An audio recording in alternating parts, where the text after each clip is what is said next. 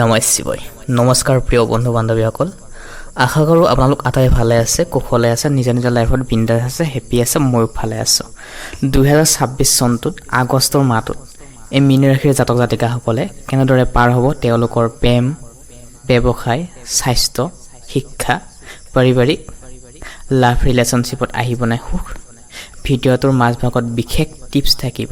সেয়েহে প্ৰিয় দৰ্শক, এই ভিডিঅ'টো শেষলৈ চাব বুলি আশা ৰাখিলোঁ।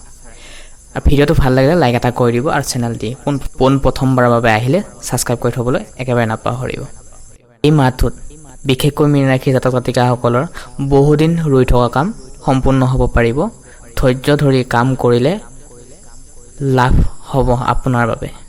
চাকৰি ব্যৱসায়ৰ ক্ষেত্ৰত, চৰকাৰী চাকৰিৰ ক্ষেত্ৰত নতুন দায়িত্ব আহিব। যিসকলে চৰকাৰী চাকৰি কৰি আছে তেওঁলোকৰ ক্ষেত্ৰত নতুন নতুন দায়িত্ব আহিব। কামত আপোনালোকৰ মন মগজু লগাই আপুনি কামবোৰ কৰিব পাৰিব নিজৰ চিন্তা বিবেকেৰে। আৰু যিসকলে ব্যৱসায় আছে তেওঁলোকৰ এই মাহটোত মাজভাগত কিন্তু সঞ্চয় কৰাৰ ক্ষেত্ৰত অলপ অসুবিধাও আহিব পাৰে। আয় বৃদ্ধি হোৱাৰ লগতে অপ্ৰয়োজনীয় খৰচৰ পৰা নিজকে বচাই ৰাখিব লাগিব, কাৰণ ছেভিং কৰাটো খুবেই অত্যন্ত জৰুৰী। যদি আপুনি 10,000 টকা ইনকাম কৰি আছে বা 50,000 টকা আপুনি যদি ইনকাম কৰি আছে, তাৰ ভিতৰত 99% মানে খৰচ কৰিব নালাগে। 10,000ৰ পৰা 20% এটা আপুনি মাইনাছ কৰি সেইটো স্বাস্থ্যৰ ক্ষেত্ৰতে হওক, আহিবলগীয়া ইমাৰ্জেঞ্চি ফাণ্ডৰ বিষয়ে হওক আপোনালোকে এটা গোটাই থ'ব। কাৰণ সময়ৰ কথা, সময়ত ক'ত কি হয় কোনো গেৰাণ্টি নাই মানুহৰ জীৱনত। সেয়েহে প্ৰিয় দৰ্শক, অলপ ছেভিং কৰাটো খুবেই দৰকাৰ। প্ৰেম দাম্পত্য জীৱনৰ ক্ষেত্ৰত অবিবাহিতসকলৰ কাৰণে এই মাহটো কেৱল এই মাহ নহয়, বিশেষ মাহ হ'ব আপোনাৰ বাবে। ছাত্ৰ ছাত্ৰীসকলৰ আগষ্ট মাহটো অধ্যয়নৰ বাবে শুভ থাকিব। স্বাস্থ্যৰ ক্ষেত্ৰত অলপ সজাগ হ'ব লাগিব। যিসকলে বাহিৰৰ দেশত গৈ কোম্পানীৰ লগত জড়িত হৈ ব্যৱসায় কৰি আছে, ইনকাম কৰি আছে, তেওঁলোকে কিন্তু স্বাস্থ্যৰ ক্ষেত্ৰত যত্ন ল'ব লাগিব। ঘৰত সুখ শান্তি বজাই ৰাখিব পাৰিব লাগিব। পৰিয়ালৰ সৈতে সময় কটালে মানসিক শান্তি লাভ কৰিব পাৰিব। শুভ সংখ্যা হৈছে 3, 7 আৰু 9। শুভ দিন হৈছে বৃহস্পতিবাৰ আৰু সোমবাৰ। সেয়েহে শাওণৰ মাহ চলি আছে। সোমবাৰ দিনটোত যিসকলে লাভ ৰিলেশ্যনশ্বিপত আছে, কাপোল আছে, তেওঁলোকে মনবোৰ ঠাণ্ডা ৰাখি অতীতৰ কথা ভাবি কেনে মনত এটা বিৰক্তি ভাৱ লৈ আপুনি দিনটো আৰম্ভণি নকৰিব।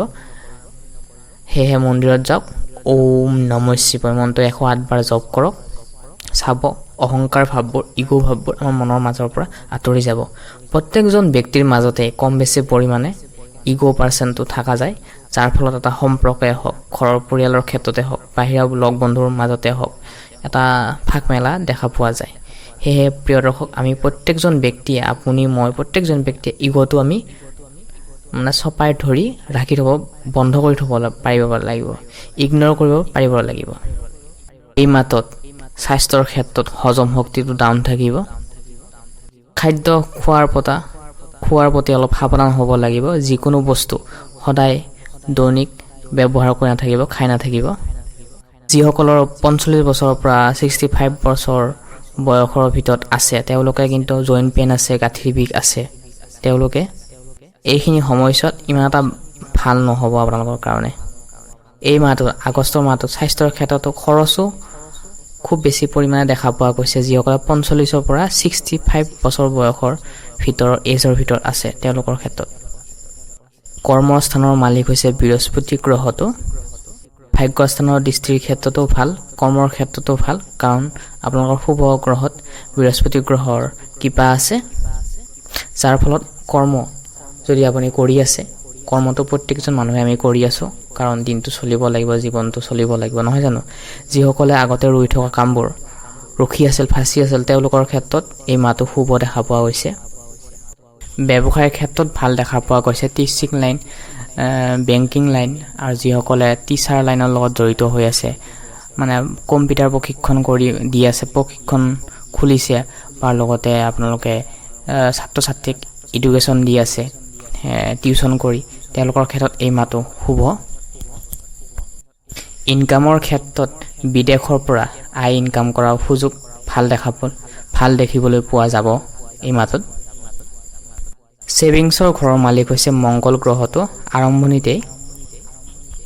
প্ৰিয় দৰ্শক, এইখিনিতে জনাওঁ যে আপোনালোকৰ ৰাশি যদি মীন হয় তেনেহ'লে আপোনালোকৰ 2026 চনৰ পৰা 2030 চনৰ সময়ছোৱাত কোনখিনি ক্ষেত্ৰত সাৱধান হ'ব লাগিব, কি কৰিব লাগিব, গোপন তথ্য, গোপন ৰহস্য আমি ইতিমধ্যে দি থৈ দিছোঁ আমাৰ ইউটিউব চেনেলৰ প্লেলিষ্ট। তাতে গৈ আপোনালোকে চাব পাৰে এই ভিডিঅ'টো চোৱা শেষ হোৱাৰ পাছত, নহ'লে এই ভিডিঅ'টোৰ ডেছক্ৰিপশ্যনত আমি লগাই দিছোঁ আপোনালোকৰ ৰাশিটো। প্ৰিয় দৰ্শক, আগষ্ট মাহটোত প্ৰথম সপ্তাহৰ ক্ষেত্ৰত ভাগ্যৰ স্থানত চাপত পাব আপুনি। কিন্তু বৰ্তমান সময়ছোৱাত চাবলৈ গ'লে পিতা বা গুৰুজনৰ পৰাও চাপত পাব। দেউতাই আপোনালোকক সহায় কৰিব, যাৰ ফলত আপুনি কেৰিয়াৰ ক্ষেত্ৰত আগুৱাই যাব পাৰিব, উচ্চ প্ৰেৰণা পাব। ধৰ্ম কৰ্মৰ ক্ষেত্ৰতো বহুত ভাল দেখা পোৱা গৈছে এই মাহটো। এতিয়া আমি জানো আহকচোন প্ৰেম, লাভ, ৰিলেশ্যনশ্বিপৰ বিষয়ে। এতিয়ালৈ যদি এই ভিডিঅ'টো লাইক কৰা নাই, লাইক এটা কৰি দিব দেই। প্ৰেম, যিসকলে ৰিলেশ্যনশ্বিপত আছে, প্ৰেমৰ ক্ষেত্ৰত আছে, বৃহস্পতিৰ দৃষ্টি, ৰবিৰ দৃষ্টি 14 তাৰিখলৈকে কেতুৰ সৈতে গ্ৰহণগ্ৰস্ত হোৱাৰ সম্ভাৱনা আছে। অলপ সেইকাৰণে সাৱধান হ'ব লাগিব, কিন্তু চিন্তা কৰাৰ কোনো কথা নাই। বৃহস্পতিৰ দৃষ্টি, সেয়েহে প্ৰেম, লাভ, ৰিলেশ্যনশ্বিপৰ ক্ষেত্ৰত আছে। আপোনালোকৰ জ্ঞান বুদ্ধিৰে লাভ ৰিলেশ্যনশ্বিপ ভালদৰে মেইনটেইন কৰি চলাব পাৰিব। লাভ ৰিলেশ্যনশ্বিপত যিসকল কাপোল আছে তেওঁলোকৰ ক্ষেত্ৰত প্ৰথম সপ্তাহত 19-20 হোৱাৰ সম্ভাৱনা দেখিবলৈ পোৱা যাব পাৰে, কিন্তু 8 আগষ্টৰ পাছৰ পৰা ভাল। যিসকল বিবাহিত অলৰেডি, তেওঁলোকে মনত এনেকুৱা ধৰণৰ ভাৱ আহিব পাৰে, ইমানখিনি হোৱাৰ পাছতো কিবা এটা আপোনালোকৰ মাজত মিচিং হৈ আছে, আধৰুৱা হৈ আছে, তেনেকুৱা ধৰণৰ মনোভাৱ আহিব পাৰে। হাজবেণ্ড ৱাইফৰ মাজত যিটো আশা থাকে, সেই আশাটো বা আপোনাৰ ৱাইফজনৰ ওচৰত আপুনি আশা কৰে, ৱাইফক আশা কৰে, ইমানখিনি ছাপৰ্ট কৰিব লাগিছিল, ইমানখিনি মোক ঘৰুৱা কামত মোক সহায় কৰিব লাগিছিল, এই আশাটো আপোনালোকে এৰি দিয়ক, কাৰণ জীৱনটো আপোনালোকৰ হয়। সেয়েহে আপুনি আশা নকৰিব, মা দেউতাকে হওক বা নিজৰ ৱাইফকে হওক, নিজৰ কৰ্ম নিজে কৰি যাওক, অট'মেটিক সকলো ঠিক হৈ যাব। যিসকল বিবাহিত তেওঁলোকে খং ৰাগবোৰ অলপ নিয়ন্ত্ৰণ ৰাখিব, যিহেতু 2 তাৰিখৰ পাছত মংগলৰ স্থিতি দেখা পোৱা যাব, যাৰ ফলত খং ৰাগবোৰ নিয়ন্ত্ৰণ কৰি এৰাই চলিব লাগিব। প্ৰিয় দৰ্শক, বিশেষ টিপছ, শনিবাৰে নিৰামিষ আহাৰ গ্ৰহণ কৰক, কাৰণ আমি সপ্তাহত 2 দিন এটা নিৰামিষ আহাৰ গ্ৰহণ কৰিব লাগে। মাংস মাছবোৰ আমি যিমানে খাওঁ সিমানে আমাৰ মনৰ মাজত অহংকাৰ, ইগ' এটিটিউডবোৰ বাঢ়ি যায়। সেয়েহে পাৰিলে আপোনালোকে মঙলবাৰ দিনটোত ব্ৰত পালন কৰক, হনুমান চালিচা পাঠ কৰক, নহ'লে আপোনালোকে মন্দিৰত যায়ো হনুমান চালিচা পঢ়িব পাৰে, নহ'লে ঘৰতো আপোনালোকৰ সময়ৰ অভাৱ যদি ঘৰতো পঢ়িব পাৰে ডিউটি শেষ হোৱাৰ পাছত। আৰু বৃহস্পতিবাৰ, গুৰুবাৰ দিনটোতো আপোনালোকে নিৰামিষ আহাৰ গ্ৰহণ কৰক, আৰু শনিবাৰ দিনটো নিৰামিষ আহাৰ গ্ৰহণ কৰক। মুঠতে সপ্তাহত 2 দিন নিৰামিষ আহাৰ গ্ৰহণ কৰক, বৃহস্পতিবাৰ আৰু শনিবাৰ। আৰু মঙলবাৰ দিনটোত বিশেষকৈ হনুমান চালিচা পঢ়ক, বহুত শক্তিশালী হ'ব। যিটো আপোনালোকৰ মনত যুদ্ধ চলি থাকে, সেই যুদ্ধবোৰ আঁতৰি যাব। সাধাৰণ শিক্ষা, উচ্চ শিক্ষাৰ ক্ষেত্ৰত বুধ গ্ৰহটো চাবলৈ গ'লে সাধাৰণ শিক্ষা, উচ্চ শিক্ষাৰ ক্ষেত্ৰত এই মাহটো অনুকূল থাকিব, যিহেতু বুধ গ্ৰহটো 5 আগষ্টৰ পাছত বুদ্ধিৰ স্থানত থাকিব। সেই শিক্ষাৰ ক্ষেত্ৰত আপুনি নতুন শিক্ষা গ্ৰহণ কৰিব পাৰিব। পিতা বা গুৰুৰ পৰাও আপুনি যথেষ্ট কথা শিকিব, ছ'চাইটিৰ পৰাও শিকিব।